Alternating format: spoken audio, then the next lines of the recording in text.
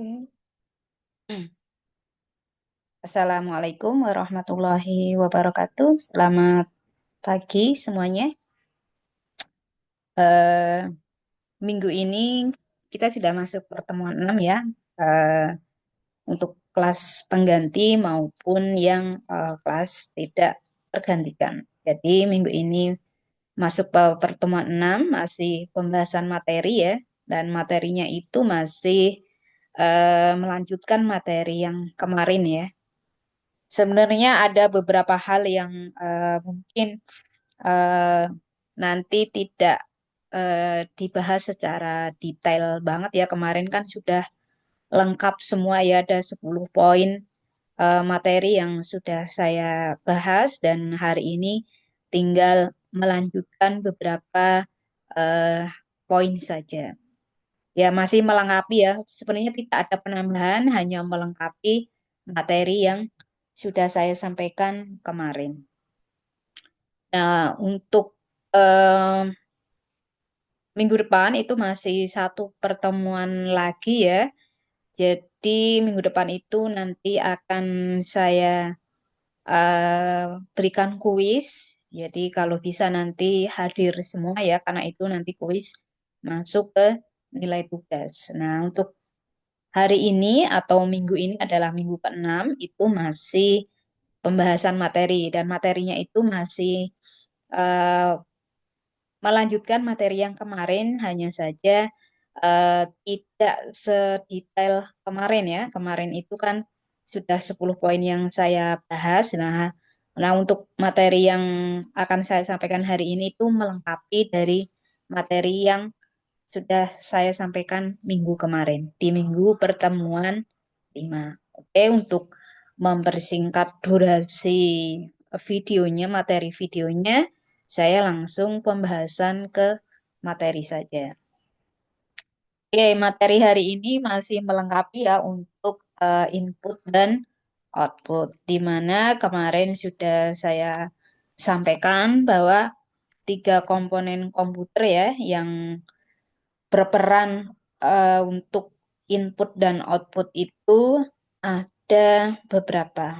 Yang pertama itu tiga komponen utamanya ya. Yang pertama ada CPU, kemudian memori, di mana CPU kemarin kan sebagai tempat pemrosesan data atau pengolahan data.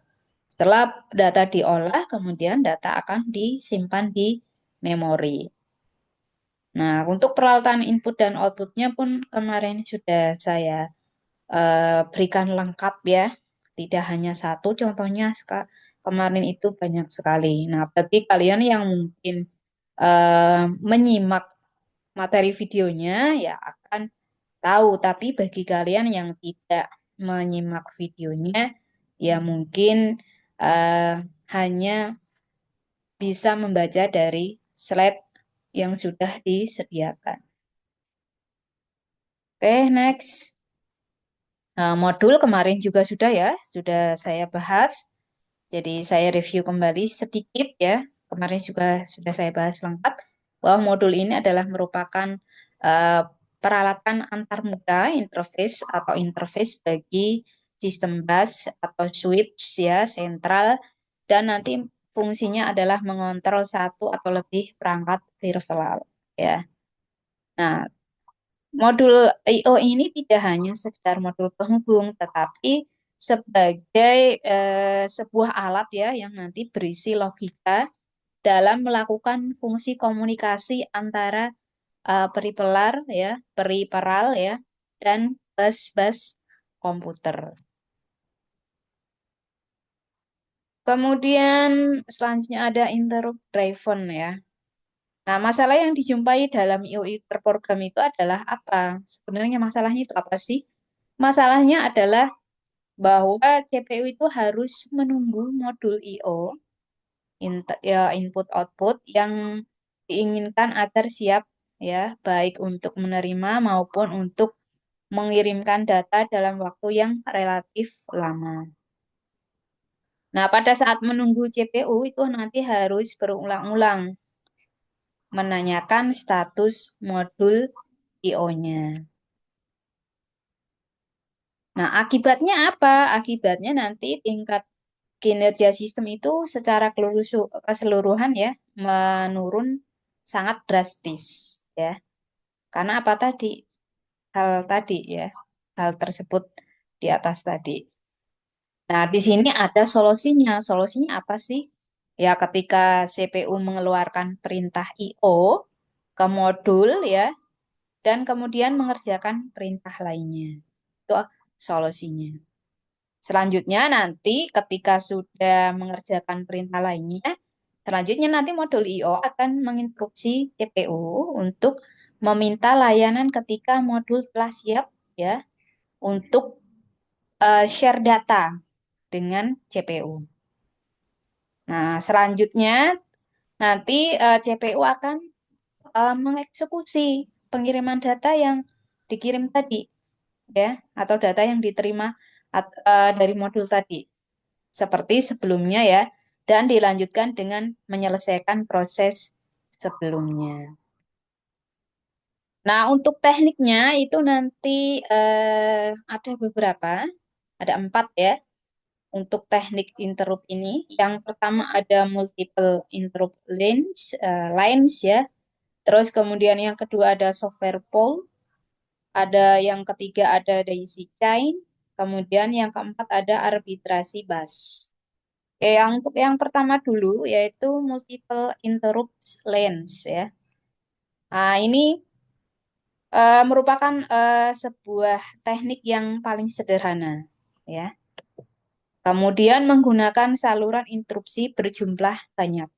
Itu ciri yang kedua. Ciri yang ketiga tidak praktis ya, ini kekurangannya ya. Kekurangan dari multiple interrupt ini adalah tidak praktis ya untuk menggunakan sejumlah saluran bus atau pin CPU ke seluruh saluran interupsi modul-modul I/O. Nah, ini kekurangannya. Kemudian yang kedua ada software pool ya. Software pool ini ciri-cirinya ini CPU mengetahui adanya sebuah interupsi, maka CPU nanti akan menuju rutin ya, rutin layanan interupsi yang tugasnya nanti melakukan pool seluruh modul I/O ya untuk menentukan modul yang melakukan interupsi. Nah, sama seperti eh, multiple tadi ya, ini juga mempunyai kekurangan atau kerugian. Kekurangannya apa? Di sini memerlukan waktu yang lama karena harus mengidentifikasi seluruh modul untuk mengetahui modul I/O yang melakukan interupsi. Jadi ini kekurangannya. Jadi kekurangannya itu si software pool ini harus mengidentifikasi, mengidentifikasi ini mencari ya, mencari seluruh modul untuk mengetahui modul I/O yang melakukan interupsi. Jadi dicari dulu. Makanya di sini kurang kurang efektif atau memerlukan waktu yang lama karena dia harus mencari dulu seperti itu. Kemudian yang ketiga ada daisy chain ya. Ini ciri-cirinya. Daisy chain ini tekniknya itu lebih efisien ya, daripada software pool tadi. Kemudian menggunakan hardware pool, jadi menggunakan perangkat keras ya. Terus kemudian seluruh modul I/O nanti tersambung dalam saluran interupsi CPU secara melingkar atau chain.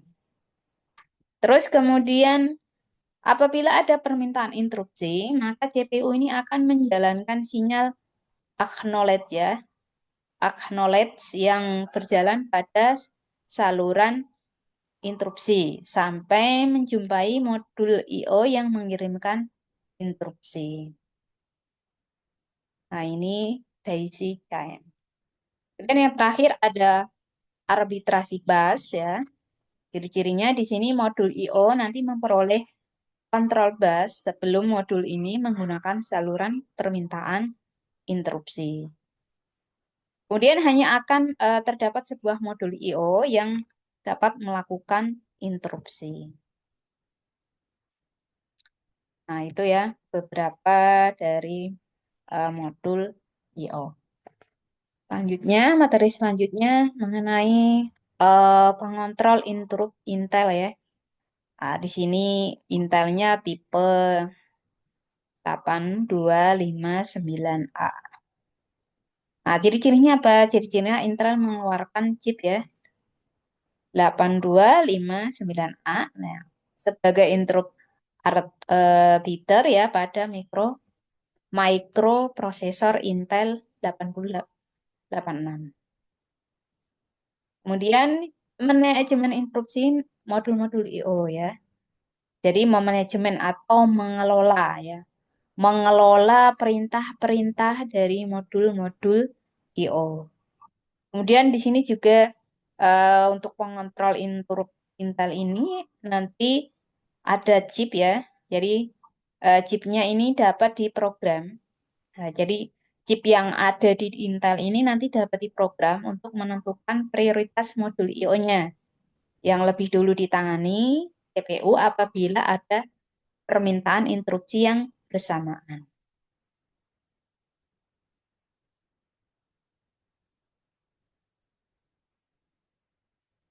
Selanjutnya untuk modelnya, mode pada Intel tadi itu ada beberapa modenya. Yang pertama ada mode full nested ya.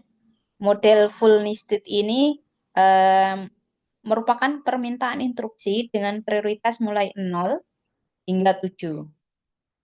Kemudian rotating ya. Yang kedua rotating. Nah, ini bila sebuah modul telah dilayani instruksinya akan menempati prioritas terendah. Kemudian spesial mask. Ya, ini prioritas di program untuk modul I/O tertentu secara spesial.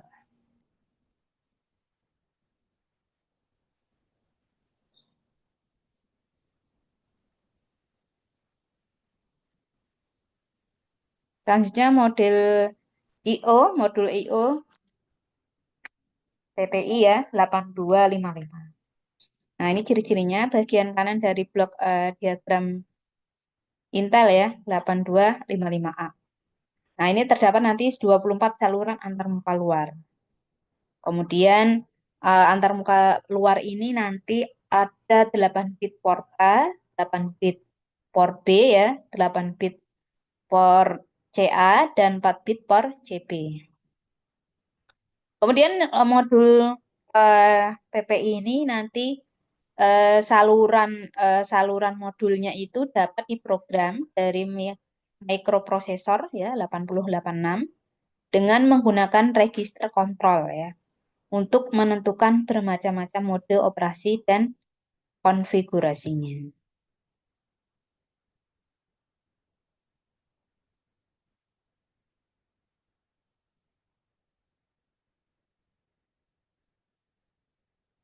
Nah, bagian blok kiri diagram ya merupakan interface ya internal dari microprocessor ya 8066.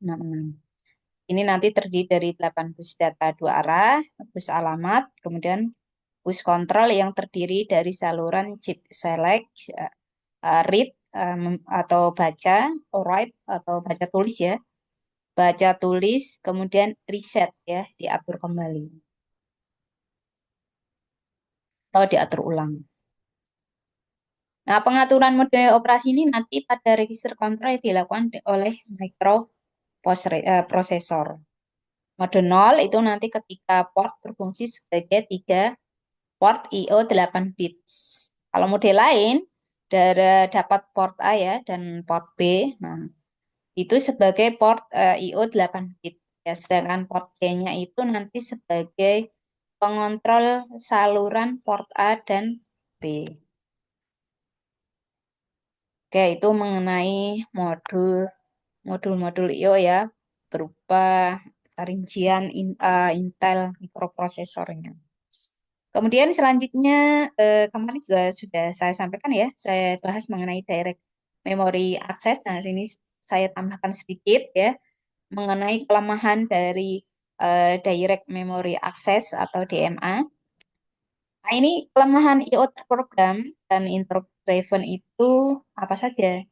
Yang pertama, proses yang terjadi pada modul I/O ya masih melibatkan CPU secara langsung. Nah, ini mengakibatkan apa? Karena masih terlibat secara langsung, apa? Berarti ini berakibat apa? Berakibat nanti yang pertama, kelanjutan transfer dari input outputnya yang tergantung pada kecepatan CPU. Jadi kelanjutan transfer IO-nya nanti tergantung kecepatan operasi CPU-nya. Kemudian kerja CPU itu terganggu karena adanya interupsi secara langsung. Nah, ini bentuk konfigurasi model direct ya atau DMA. Nah, ini ada prosesor, kemudian ini DMA-nya, IO-nya, terus kemudian ini IO, kemudian memori. Nah, ini untuk konfigurasinya itu ada dua. Yang pertama ada single bus. Nah, single bus ini nanti melibatkan apa saja? Yang pertama prosesor ya. Tentunya prosesor ini adalah yang mengolah data ya. Kemudian ini direct modulnya. Nah, direct modul ini nanti berintegrasi dengan input outputnya ya. Terus kemudian kalau sudah ya nanti disimpan di memori datanya yang sudah diolah tadi. Kemudian yang kedua single bus integrated DMA/IO. Nah, ini masih melibatkan yang pertama di sini nanti ada prosesornya, DMA-nya, kemudian memori. Nah, untuk DMA-nya ini nanti ada IO ya. Kenapa IO ini selalu hadir ya? Ya karena kan kalau nggak ada data yang diinput, kan nggak ada outputnya ya, nggak ada data yang diolah. Makanya di sini ya terang saja di sini ya ada input, output, prosesor ya, memori. Nah, itu pasti selalu terkait ya. Nah, ini saluran busnya terkoneksi. Jadi bentuknya seperti bus ya, koneksinya ya, koneksinya. Jadi terhubung. Oke. Dari memori akses ini nanti meliputi modul-modul tambahan ya pada bus system. Nah, modul DMA ini nanti mampu membuat tiruan ya CPU ya, bahkan nanti mengambil alih kontrol sistem dari CPU. Ini kelebihan dari Direct Memory Access.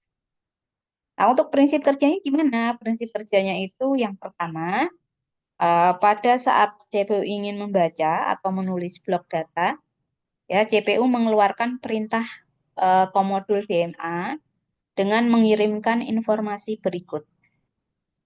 Yang tak pertama ada read atau write yang diminta, alamat perangkat IO yang dilibatkan, ya kemudian lokasi awal ya dalam memori untuk membaca atau menulis.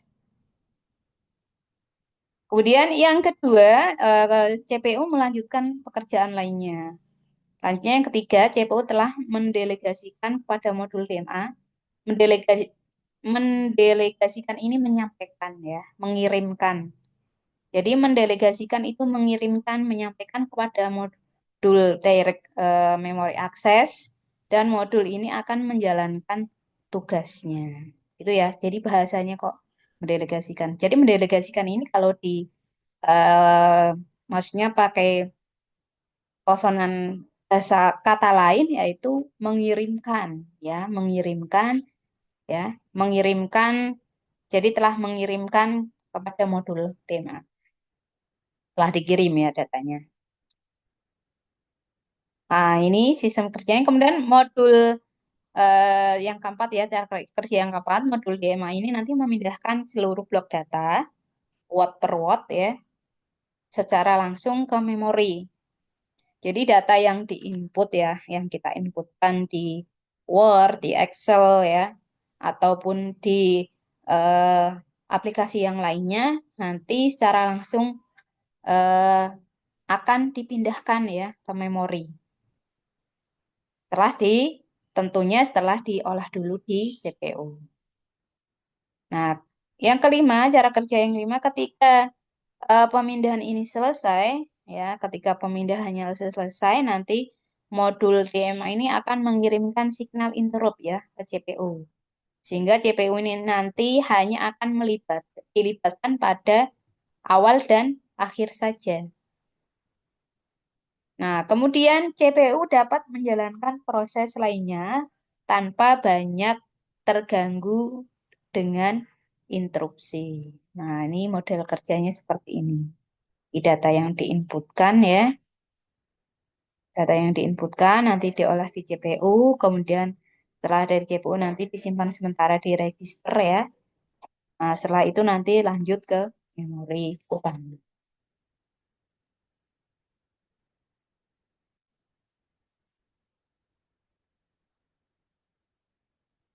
Oke, selanjutnya saluran I/O dan prosesor. Nah, ini saluran I/O ini eh, yang pertama ini dapat ya CPU dapat mengontrol bipolar secara langsung. Kemudian yang kedua ditambahkannya sebuah pengontrol atau modul I/O. Jadi CPU ini nanti menggunakan I/O terprogram tanpa menggunakan interrupt. Ini perubahannya loh ya. Maaf, tadi belum saya tambahkan. Jadi perubahan ya, perubahan fungsi dari saluran I/O dan prosesor ya. Oke, yang ketiga evolusinya. Evolusi itu perubahan ya, perubahan fungsi. Jadi perubahan fungsi I/O. Yang ketiga, CPU menggunakan interrupt ya. Kemudian yang keempat menggunakan DMA. Kemudian modul I/O ini nanti ditingkatkan kemampuannya menjadi sebuah prosesor yang memiliki tugasnya sendiri yang menggunakan instruksi tertentu untuk I/O tertentu. Nah, modul I/O ini nanti memiliki memori lokalnya sendiri dan merupakan sebuah komputer yang memiliki tugasnya sendiri. Ciri-ciri saluran I/O ini nanti yang pertama saluran I/O merepresentasikan atau menggambarkan pengembangan konsep direct memory access. Kemudian yang karakteristik yang kedua atau ciri yang kedua, saluran I/O ini nanti memiliki kemampuan untuk mengeksekusi instruksi I/O yang memberikan kontrol sepenuhnya terhadap operasi-operasi I/O. Kemudian instruksi-instruksi itu dapat disimpan dalam memori utama untuk selanjutnya nanti dapat dieksekusi oleh prosesor yang terdapat dalam saluran I/O itu sendiri. Nah, ini nanti ada dua jenis untuk saluran I/O ya yang umum dipakai. Yang pertama ada selector channel dan multiplexer multiplexer channel. Yang pertama dulu yaitu selector channel. Selector channel ini apa? Saluran apa? Jadi merupakan salah satu jenis saluran I/O yang digunakan dalam sistem komputer untuk menangani komunikasi antara CPU ya dengan I/O dengan efisiensi tinggi. Nah, ini selektor channel. Nah, fungsinya untuk apa? Fungsi dari selektor channel ini nanti untuk menangani perangkat I/O dalam satu waktu dan mentransfer blok data secara langsung. Ya, biasanya dalam jumlah besar ini. Nah, channel ini nanti bekerja seperti mengontrol khusus ya, seperti pengontrol khusus yang mengambil alih sebagian tugas CPU dalam menangani I/O. Sehingga nanti memungkinkan CPU itu untuk melakukan tugas lain saat transfer data berlangsung. Ciri-cirinya nanti yang pertama, ciri-ciri dari selector channel. Yang pertama digunakan untuk perangkat I/O berkecepatan tinggi, misalnya hard disk, tape drive ya. Kemudian menangani satu perangkat I/O per waktu, tetapi sangat cepat dalam prosesnya. Kemudian mendukung direct memory access, ya, yaitu untuk apa? Untuk transfer data langsung antara memori dengan perangkat I/O tanpa banyak campur tangan dari CPU. Nah, ini untuk selektor channel ini cocok ya untuk transfer data dalam bentuk blok besar ya. Ini sangat cocok ya. Nah, itu ciri-cirinya. Kemudian yang kedua, multiplexer channel.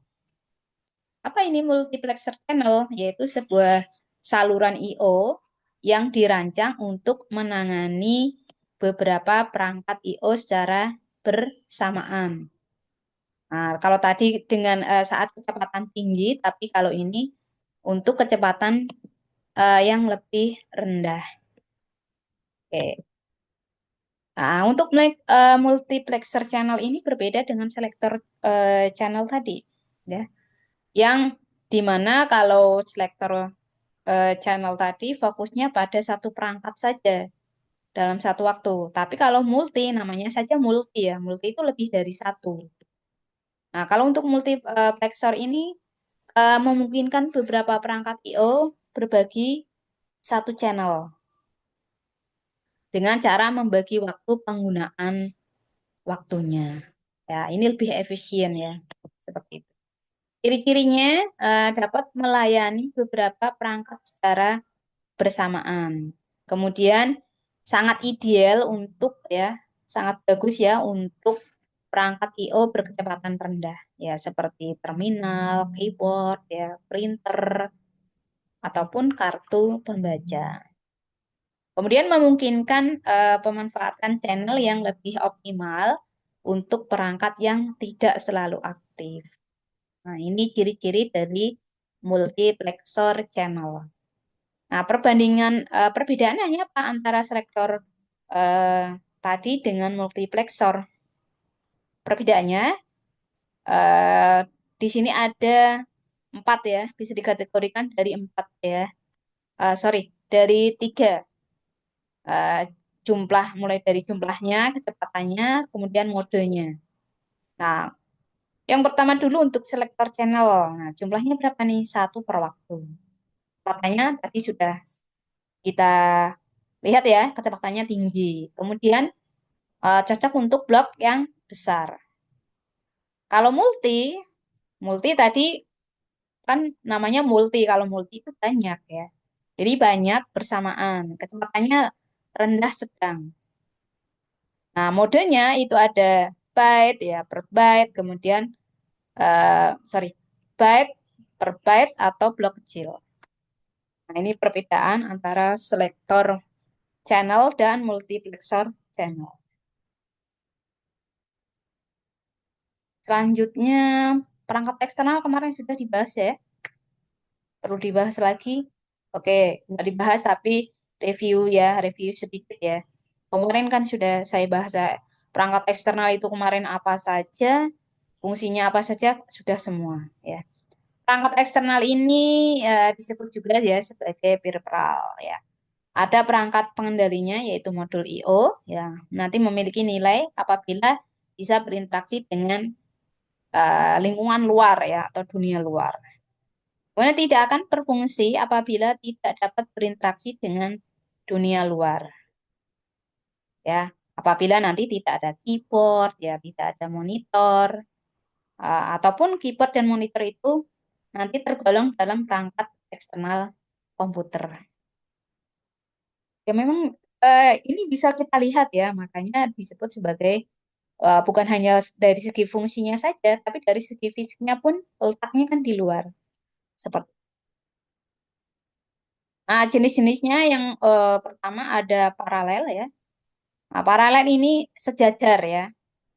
Ada seri, ada paralel. Nah, paralel ini sejajar. Jadi terdapat sejumlah saluran yang terhubung ke modul I/O dan peripheral dan sejumlah bitnya nanti dipindahkan secara simultan, berurutan ya, melalui bus data.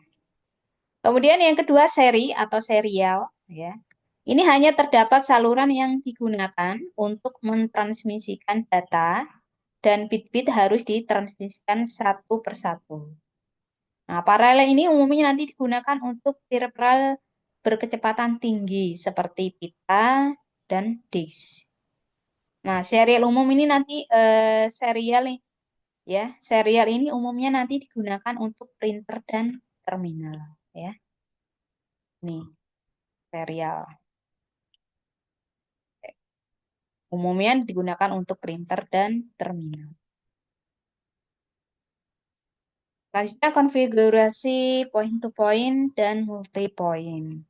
Nah, di sini untuk konfigurasi point to point ini memiliki saluran dedicated ya antara modul I/O dan perangkat eksternal. Contohnya apa ini untuk konfigurasi point to point? Ada keyboard, kemudian printer, dan modem eksternal. Ini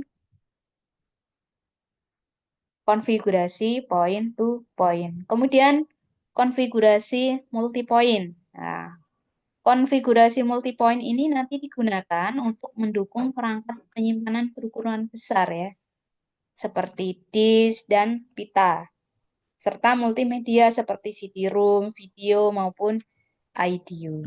Audio. Nah, selanjutnya ada Small Computer System Interface atau SCSI. Nah, ini ciri-cirinya merupakan sebuah interface yang sangat baik ya untuk perangkat peripheral eksternal. Nah, ini sangat dulu ya dipopulerkan oleh Macintosh tahun 1984. Nah, SCSI ini nanti merupakan interface standar untuk drive CD-ROM ya, ya peralatan audio dan perangkat penyimpanan eksternal berukuran besar. Nah, untuk klasifikasinya, pengelompokannya itu ada yang pertama ada human readable ya. Ini apa human readable di sini? Human readable di sini adalah perangkat yang berhubungan dengan manusia sebagai pengguna komputer. Contohnya di sini ada monitor, keyboard, ya, mouse, kemudian printer, joystick, dan disk drive. Kemudian di sini mesin readable. Mesin readable di sini adalah perangkat yang berhubungan dengan peralatan. Nah, biasanya nanti berupa modul sensor ya dan transducer ya untuk monitoring dan kontrol suatu peralatan dan sistem. Kemudian yang ketiga ada communication. Ya, communication ini adalah perangkat yang berhubungan dengan komunikasi jarak jauh. Di sini ada NIC dan modem. Ini perangkat eksternal.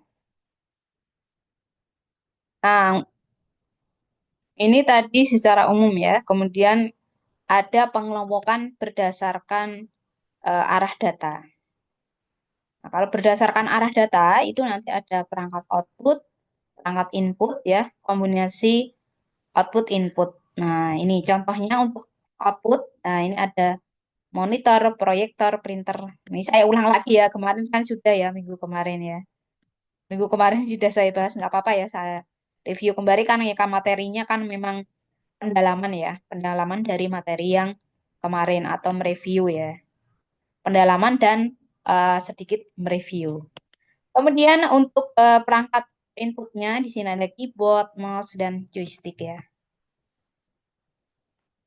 Speaker juga termasuk ya, speaker ya itu juga termasuk. Kemudian scanner, ada mark reader dan barcode ya. Ini termasuk input. Termasuk input. Oke, next. Oke, sudah selesai. Nah, itu ya untuk penambahan dari materi kemarin ya. Penambahan sedikit ya, sedikit banyak ya intinya materi hari ini itu masih terkait dengan materi kemarin atau penambahan ya, penambahan lebih mendalam dari materi yang kemarin. Nah, silakan untuk materi hari ini maupun materi kemarin ya mengenai input dan output komputer, silakan jika masih ada yang belum jelas ya, baik 10 poin yang sudah saya bahas kemarin maupun tambahan untuk hari ini, jika masih kurang jelas nanti silahkan bisa didiskusikan atau ditanyakan ya. Oke, untuk tugas hari ini nggak banyak ya seperti kemarin, kemarin kan banyak ya. Hari ini hanya membuat kesimpulan saja ya, membuat kesimpulan dari materi pengembangan hari ini. Jadi materi yang sudah saya bahas hari ini nanti tolong diberikan kesimpulan ya. Nah, jawaban dari kalian nanti seperti pertemuan keempat ya. Nanti jawabannya dikirim di WhatsApp grup saja. Jadi nggak usah diupload di MyBase. Nah, jawaban nanti tidak boleh sama dengan yang lain. Jadi nggak boleh sama. Ya, kalau misalnya jawabannya sama, ya nilainya nanti akan saya berikan nol. Baik yang menyontek maupun yang dicontek. Baik, baik yang menyontek maupun diconteknya. Jadi yang menulis ya. Jadi yang pertama, jadi misalkan rekan kalian yang pertama yang mengirim terlebih dahulu, nanti tidak akan saya berikan nilai nol. Tapi mahasiswa yang kedua, ketiga, keempat, apabila jawabannya sama persis dengan mahasiswa pertama tadi, ya nilainya akan saya berikan nol. Itu ya. Jadi kesimpulan ini kan simpel ya, kalian hanya memberikan gambaran, mendeskripsikan dari penjelasan saya di awal hingga akhir tadi ya, mengenai perangkat input output ya. Nah, itu kan simpel, nggak usah nyontek temennya ya. Itu kalian bisa menganalisa sendiri ya jawabannya. Jadi nggak usah menyontek. Nah, jadi hindari jawaban yang sama supaya nanti nilainya tidak nol. Nah, oke, itu saja ya untuk materi hari ini, pertemuan 6. Nah, silakan nanti kalau ada pertanyaan, silakan langsung disampaikan saja, bisa di grup atau di MyBase. Terima kasih. Assalamualaikum warahmatullahi wabarakatuh.